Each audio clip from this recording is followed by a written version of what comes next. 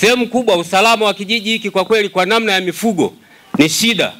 Kijiji chetu cha Ikanutwa kimekuwa na changamoto kubwa sana juu ya mifugo. Hakuna mkulima ambaye amelima shamba lake akavuna kwa raha. Sehemu kubwa unyanyasaji umezidi. Wale wakulima wanaenda shambani wakifanya kazi wakitarajia kuvuna, lakini shida iliyopo wafugaji wakifika pale ni kama mazao yale ni ya kwao na shamba la kwao. Ukisema neno ni kupigwa. Hapa kijijini watu wengi wameshindwa kuvuna mazao yao, hata hali ya hewa kidogo ilikuwa ni ngumu, lakini kile kidogo wangefanikiwa kukitoa. Hivi mpaka ninavyosema kuna kesi zingine tulipeleka mahakamani, tumefeli zote. Kati ya kesi tulizopeleka mahakamani 9, 2 tu ndizo tulizofanikiwa kushinda. Lakini ya kuvunjwa miguu mpaka hivi ninavyosema haijafunguliwa mpaka saa hizi.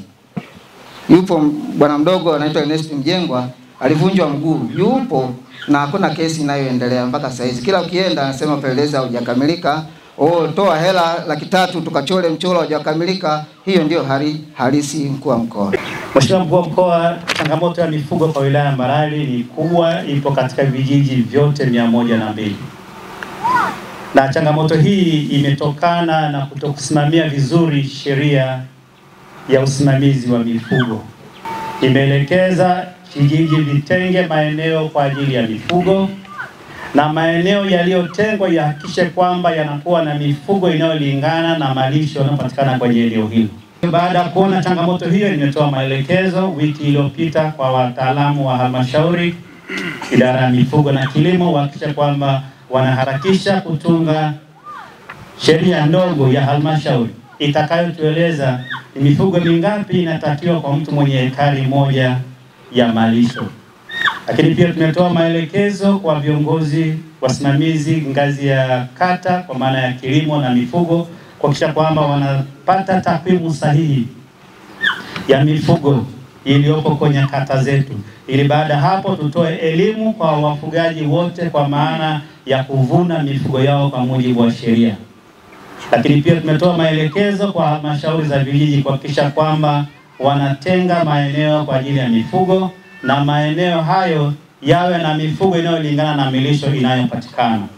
Lakini pia tumetoa maelekezo ya ziada kwamba kuzuia kupokea mifugo inayotoka nje ya wilaya, kwa kuwa baadhi ya vijiji wameanza kuwa na tabia hiyo, kupokea mifugo kutoka wilaya zingine. Mwisho wa siku inasababisha changamoto kwa wakulima, jambo ambalo si sawa, na tumeelekeza halmashauri za vijiji kuchukua hatua na kurudi kusimamia sheria. Vinginevyo Mbarali itashindikana kuitawala kama mifugo itazidi. Kwa mujibu wa takwimu za wataalamu, wanasema eneo hili linatosheleza tu mifugo isiyozidi 62,000. Hivi tunavyozungumza tuna mifugo zaidi ya 350,000. Kwa hiyo kuna mifugo zaidi ya 200,000 inatakiwa kupunguzwa.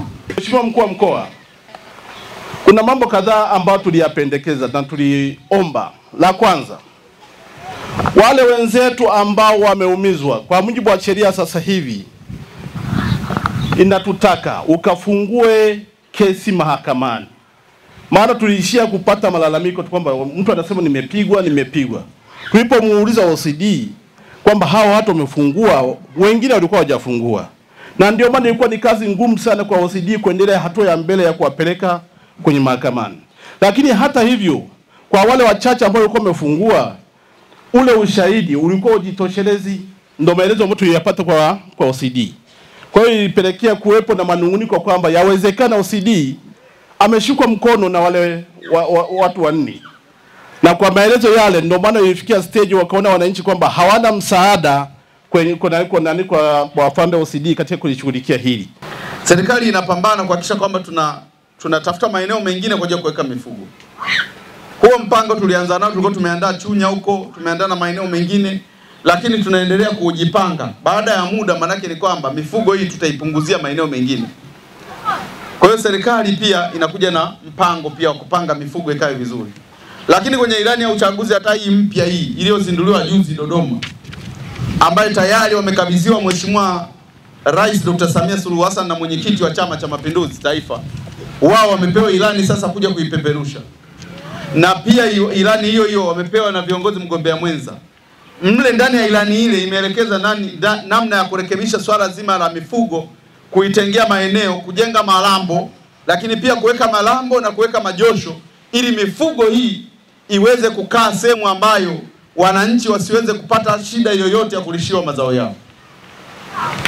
Sasa tuamini serikali yetu ya Chama cha Mapinduzi chini ya Dr. Samia Suluhu Hassan inakwenda kufanya mambo makubwa kuhusu sekta hii ya mifugo.